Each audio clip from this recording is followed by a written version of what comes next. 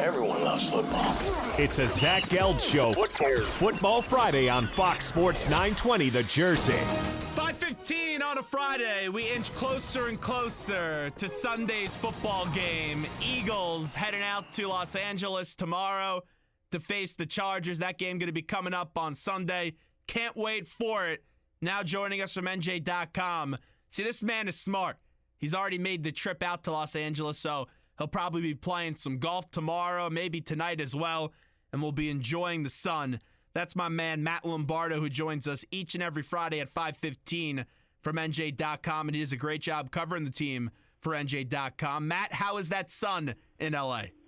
Zachary, greetings from the left coast. Finally off from LAX, finally escaped the world-famous Los Angeles traffic, and it is beautiful here. It's going to be a great weekend. All right, I have a problem with you. You are a window guy. You're not an aisle guy. I enjoy the view of the window. At times, I can appreciate the aisle seat, but if I have a little bit of work to do, or I'm not there to take a nap, and I want to check out the view every now and again, I am certainly a window guy. And the sunrise this morning did not disappoint. I just thought, being a tall guy like I am, and you're a tall guy as well, I thought you would appreciate the aisle just to get that extra leg extension. But I guess that's not a problem for you.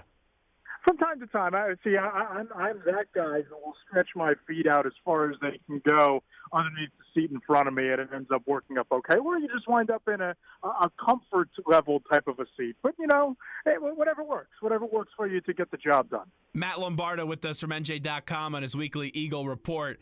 Injury update, we know Darby's not going to play. Fletcher Cox won't play. Corey Graham and Jalen Watkins won't play as well.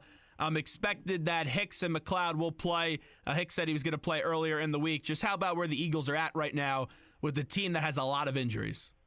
Yeah, I think, Zach, the biggest loss, obviously, is Fletcher Cox. And the Eagles are fortunate that this injury didn't happen against Kansas City, where you wound up facing a guy like Kareem Hunt, who might be the most dynamic rookie running back to ever hit this league. But I think that injury, in the grand scheme of things this week, is survivable. I think that Melvin Gordon, while he's a nice, cutback type of a runner, can do a couple things catching the ball out of the backfield. The Chargers don't, butter their bread by running the football. Bo Allen is going to play meaningful snaps. You'll see more of the rookie they drafted out of Washington, who stepped in and done a really nice job. So I think they can survive this week without Fletcher Cox, but it's the next 2 and 3 weeks down the line when you're looking at Christian McCaffrey and you're looking at that stable of backs with Arizona next week, where I think Fletcher Cox, that injury is going to rear its ugly head. But I think they can get by this week. The secondary, you don't like to have the depth with Corey Graham there, but if he doesn't go, it all comes down to how do you eliminate the speed of Keenan Allen? And I don't know, cornerback-wise, whether the Eagles have somebody that can do it. How far away is Fletcher Cox from returning? From what I've heard from people down there, it could be a 2-week or so type of an injury. Hamstring injuries tend to impact defensive linemen more severely than most positions for whatever reason. And Fletcher Cox didn't practice one day this week, wasn't out there on the practice field this week. He was getting treatment, so it doesn't seem like he's all that close to getting back on the field. All right, so I felt good all this week. Eagles got a victory. Now, I know I wasn't happy with Doug Peterson's 4th and 8 play calling, but Doug did make a commitment to running the football a little bit more, which I would like to believe. But then I saw a quote from Wendell Smallwood that Carson Wentz was audibling a lot and changing those plays at the line of scrimmage to make those big running play opportunities. Right now, for this game coming up on Sunday, I know the Chargers' run defense is not good, and it would make more sense to run the football. But what do you think the game plan that's always unpredictable for Dougie P will be coming up on Sunday? Yeah, Zach, I wrote about this yesterday afternoon. I think that you need to replicate the game plan that worked against the Giants. They ran for 193 against the Giants.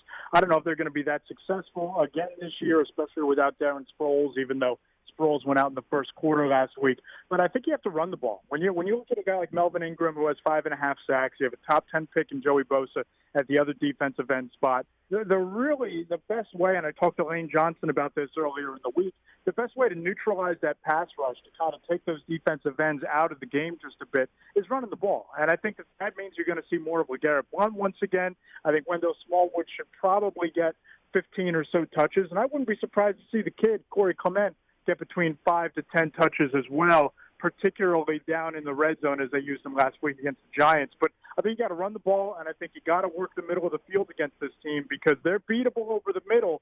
But the problem comes in if Carson Wentz is holding on to the football too long, or if Jason Peters loses his matchup against Bosa, it could be a long day for Carson. It could be a rough go for the offense. I'll tell you, I was very impressed with Smallwood last week, and especially in his pass blocking. That one play, he made an unbelievable situation to continue that play even further. And LeGarrette Blount, I like what I did see out of him, but I thought Doug could have given more carries to LeGarrette Blount last week, especially the way that he was rolling early in that game. Yeah, I thought it was interesting, Zach, and I tweeted about this and talked about it a little bit this week, that right when the game started to kind of tilt in the Giants' favor, late in the third quarter, early fourth quarter, I believe the Giants scored 14 unanswered points, and there was the Zach Ertz fumble that the Giants converted to a touchdown in that stretch there. Well, LeGarrette Blount didn't have a carry from 3:06 remaining in the third quarter until, I believe, 10 minutes left in the game. So that was a significant stretch where they gave the ball to Smallwood, they gave the ball to Clement, and part of that might have been just working the rotation in there. But at that time, Blount was averaging 5.5 yards per carry. So as much as everybody wants to talk about the run-to-pass ratio that was out of whack the first 2 weeks, I think Doug was certainly more cognizant of running the ball last Sunday. There's also this notion that he might get lost in the play calling in terms of personnel. Maybe he didn't realize that Blount was averaging 5.5 yards per carry. Maybe he didn't realize that Blount had been the hot hand. And I think that's where somebody like Deuce Staley or somebody like Frank Reich needs to figure out, hey, Blount's averaging 5.5 yards a clip. We're struggling moving the football. Let's give it to the workhorse. The offensive line, I know all eyes were on Chance Warmack last week, but Steven Wisniewski actually played the best game at left guard for the Eagles this season. Is Wisniewski going to be starting on Sunday at left guard? Wisniewski should play every snap. You look at last week, 2 sacks given up by Chance Warmack in the first half. They rotate with Wisniewski because they weren't confident in Warmack. And then you look at his first snap back, Warmack misses a block that leads to a tackle for loss behind the scrimmage on LeGarrette Blount. So I look at Warmack should be out of the conversation, and I think that Wisniewski, when he was in there, he played at a level where he's worthy of starter snaps. He's worthy of being the man at that spot. I think that you're seeing some politics being played out in that they drafted Isaac Seumalo in the third round. Obviously, Howie Roseman was high on Seumalo and might still be. You look at the fact that Stoutland, the offensive line coach, gets his guys, and Warmack is his guy. Had him at Alabama, maximized him at Alabama. He played Warmack last week, and I think that Doug Peterson and Frank Reich might be the smartest guys in the room that said, hey, let's play the best player, and that player is Stefan Wisniewski. So I would expect Wisniewski to start and play the whole game. I don't buy that they're going to rotate the guards again because I don't think that works. I think Wisniewski played well enough to earn that job. I agree. You look at this offense, and we know how decimated this defense has been with injuries, but you got to give a lot of credit to Jim Schwartz and what that defensive unit is still being able to do. But back-to-back weeks, they don't have a lot of production on the scoreboard in the first half. Only 3 points up against Kansas City, 7 up against the Giants. The offensive half with the first struggle that they're having in the first half, how concerning is that? And do you expect them to maybe put up some more points this week on the road in that first half? I don't know. I think that they've moved the ball well in both of those games. You had a rookie kicker miss his first field goal attempt when Andy Reid iced him in Arrowhead Stadium at the end of the first half. The bigger issue for me, Zach, is when is the deep ball going to connect with Carson Wentz, Alshon Jeffrey, and Torrey Smith? It's now becoming a pattern. And there was a play last week where Alshon Jeffrey beat his man by 3 or 4 steps in the corner of the end zone, and Carson threw it 4 yards out of bounds. You need to convert there. You have plenty of time in the pocket, wasn't scrambling.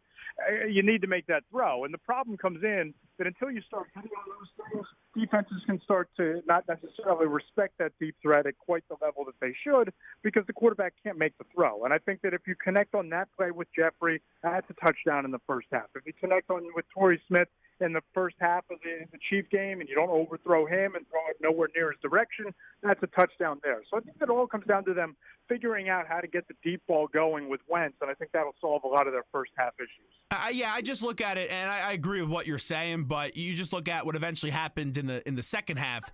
You know, that was a defense that they should have been up by more in this game, and then the next thing you know, the offense they go 3 and out again, then they fumble the ball with Zach Ertz, and then they go on another concise drive. That defense I think the last 2 weeks you're seeing them getting tired out a little bit in the fourth quarter just because the offense isn't capitalizing on those plays like you're talking about. Yeah, no, and I think there's something to be said for that. I also think there's something to be said for last week you were without Rodney McLeod, and this week you're going to be without Fletcher Cox. But the bottom line is you're without Ron Darby since week one. They've held it together, and they've survived. And last week I thought the defense did more than just survive. I thought that they ultimately won the football game by holding the Giants to 3-and-out at the start of the second half, when that could have really gotten them into trouble after the Giants failed to score down on the 1-yard line and the Eagles defense stopped them there. So it all comes down to me. I think you're right in terms of the missed opportunities with the offense, but this defense just has to, hold it together until some of these injured players get back, because they've done a nice job of surviving. I think they won the game last week, but it doesn't get any easier against a Phillip Rivers quarterback football team with Keenan Allen and Melvin Gordon at his disposal.